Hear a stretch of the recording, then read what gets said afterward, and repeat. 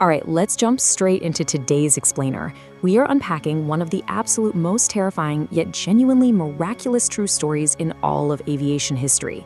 We're going to break down the facts, the hard numbers, and honestly, the unbelievable human element of Air Transat Flight 236. You might actually know it as the Azores glider. It's this wild story about how a totally routine flight turned into a frantic fight for survival, and we're going to walk through exactly how it all went down. So I want you to put yourself right into this exact scenario for a second. It's August 24th, 2001. It's 2 a.m., and you are cruising at 39,000 feet right over the middle of the Atlantic Ocean. Outside your window, there is absolutely nothing. Just a pitch black sky and the invisible freezing ocean way down below. But inside the cabin, it's totally peaceful. You've got that soft blue lighting, people are sleeping under their blankets, maybe watching a movie, kids are asleep. It is as routine and completely calm as flying ever gets. And then the constant, comforting background hum of the jet engines just stops.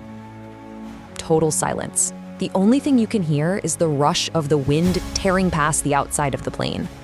Then the intercom just cracks to life with this chilling announcement. Ladies and gentlemen, brace for impact. People were violently waking up, looking around in the dark, wondering, did we hit something? Is this just bad turbulence? But it wasn't a movie. This was a very real life or death situation for the 306 people on board. To understand how they made it out, we've got to look at exactly who was sitting up front in the cockpit. Section 1, an unlikely glider pilot. What's truly astounding here is the backstory of our captain, 48-year-old Robert Pichet. Back in 1983, he actually lost a previous airline job, and out of pure desperation, he made a massive, life-altering mistake. He tried to smuggle marijuana from Jamaica to the US. He got caught and ended up serving 16 months in federal prison. Now, for most people, that's it, right? A commercial aviation career is just over, for sure. But Pichet didn't break. He slowly, painstakingly, completely rebuilt his life. And by 2001, he had become this highly respected commercial captain with over 16,800 flight hours. Right alongside him was First Officer Dirk de Jager, a 28-year-old who already had 4,800 hours of flight time under his belt. So they were an incredibly capable team. But digging into Pichet's background, there's this one specific detail that basically changes the entire trajectory of this flight. Captain Pichet was a trained hobbyist glider pilot. He was one of those incredibly rare commercial pilots who actually knew how to fly an aircraft without any engine thrust. It was just a weekend hobby, but on this terrifying night, it was going to become the literal lifeline for 306 people. Section 2, a 5mm mistake. It is frankly terrifying when you realize how tiny margins can cause such massive disasters. 5mm. We are talking about a gap thinner than the lead in your pencil. So 10 days before this flight, on August 14th, the plane's right engine was replaced with a borrowed Rolls-Royce engine. But it was actually a slightly different model that was missing a specific hydraulic pump. To make it work, the maintenance crew essentially adapted a part from an older engine. Now, an unnamed mechanic actually spoke up about this. He documented the fact that this violated manufacturer guidelines and was straight up unsafe. But management just ignored the warning and they installed the mismatched part anyway. And that set off a fatal chain reaction. Because of that mismatched part, a hydraulic line and a fuel line, which are supposed to be completely separated from each other, were forced to sit just 5mm apart. Once the plane was up in the air, the normal vibrations of the flight caused those two lines to just violently rub together. Over hours and hours, that subtle friction rubbed a microscopic crack right into the fuel line. By the time Flight 236 was about 4 hours into its trip from Toronto to Lisbon, that crack had opened up, and the plane was silently leaking fuel at a catastrophic rate of 1 ton every 5 minutes right into the Atlantic. There were no alarms, no smoke, just a 250-ton aircraft quietly bleeding out in the dark. Section 3, the fatal fuel transfer. Tracing the timeline here, they took off from Toronto at 8:52 p.m. with about 46,900 kilograms of jet fuel. That was more than enough to get to Lisbon. But then at 5:03 a.m., they get this really weird right engine oil warning on the dash. Low temperature, high pressure. It didn't make any logical sense. Pichet calls down to maintenance in Montreal, and they tell him, look, just monitor it, it's probably just a computer sensor glitch. But then at 5:36 a.m., a fuel imbalance warning pops up. The right wing is suddenly losing fuel, and fast. So Pichet checks his flight manual.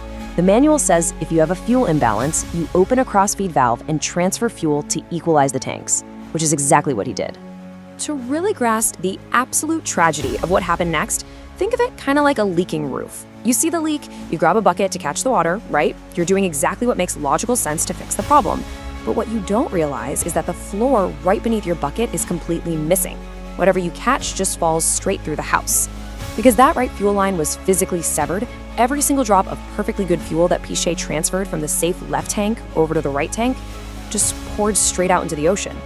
Investigators actually said later that if they hadn't transferred the fuel, they could have easily made it to safety on one engine, but they had no idea the line was cut.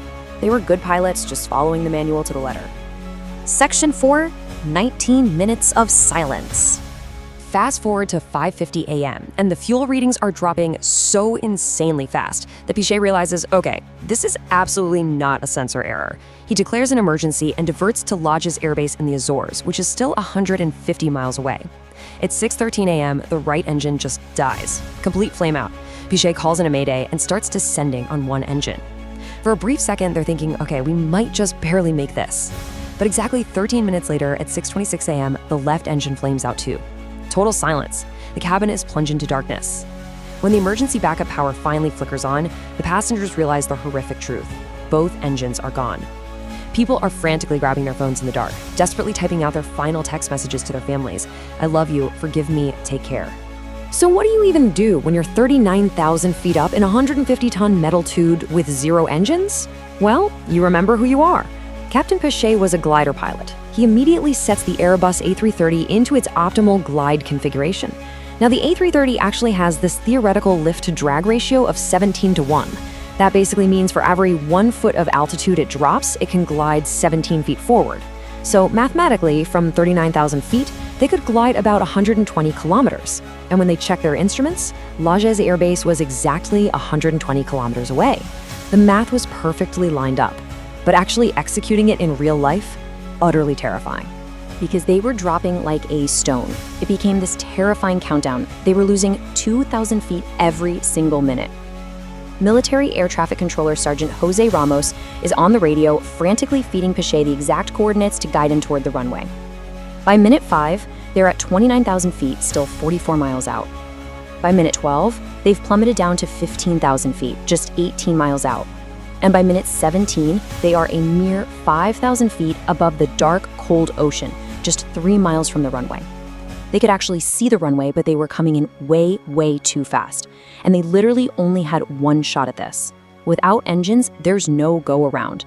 You either hit the runway or you hit the water. But, amidst all this intense, terrifying math happening up in the cockpit, we really have to remember the profoundly human element unfolding in the back of the plane. Somewhere in that pitch-black cabin, surrounded by panic and crying, there were 2 young girls, ages 9 and 12, and they were flying completely unaccompanied. A passenger named Rodriguez leaned over and pulled them close. He held their hands incredibly tight in the dark, tears in his own eyes, and just kept whispering to them that everything was going to be okay.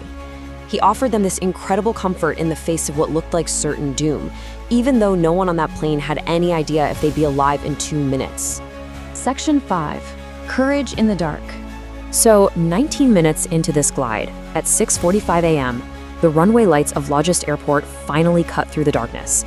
But there was a huge problem. They were coming in so hot. Their approach speed was a blistering 200 knots. That is roughly 40 knots faster than a normal landing speed for this plane. It didn't just land, it violently slammed into runway 33. The impact instantly blew out the tires. Rubber is burning, sparks are flying everywhere. And because they didn't have full hydraulic power for the normal brakes, Pichet had to use maximum emergency braking force, completely locking up the wheels, just desperately trying to keep this 150-ton beast from skidding right off the end of the tarmac and into the ocean. And amazingly, it stopped. In the aftermath, it was just pure chaos in the best way possible. Cheers absolutely erupted. People were weeping, hugging complete strangers. Every single one of the 306 people survived, including those 2 little girls. There were only a few minor injuries from the emergency slides. When the massive investigation finally wrapped up, Air Transat got hit with a record $250,000 Canadian dollar fine. And that unnamed mechanic who bravely documented his safety concerns, he was completely 100% vindicated. And honestly, the craziest part, that very same aircraft, tail number CGITS, They repaired it, put it right back into service, and it kept safely flying commercial passengers all the way until 2020. As for Captain Robert Pichet, he became a civilian aviation hero overnight. Later on, when he was reflecting on that terrifying descent, he admitted something super profound. The media kind of assumed he was just being modest when he said he was scared, but he insisted his heart was literally pounding out of his chest and his hands were shaking violently on the controls the entire way down. He nailed it when he said, "Courage doesn't mean you aren't afraid. Courage means doing the right thing even when you are terrified." A man with a really dark past managed to give 300 people a future. And that brings us to the end of this incredible true story of the Azores glider. It leaves us with a pretty powerful final thought to wrap up this explainer. When everything suddenly goes pitch black and the noise of the world goes entirely silent, could you find the courage to do the right thing? Thanks for hanging out with me today. I really hope you found this breakdown as fascinating to discover as I did. Keep learning, keep questioning, and I'll catch you on the next one.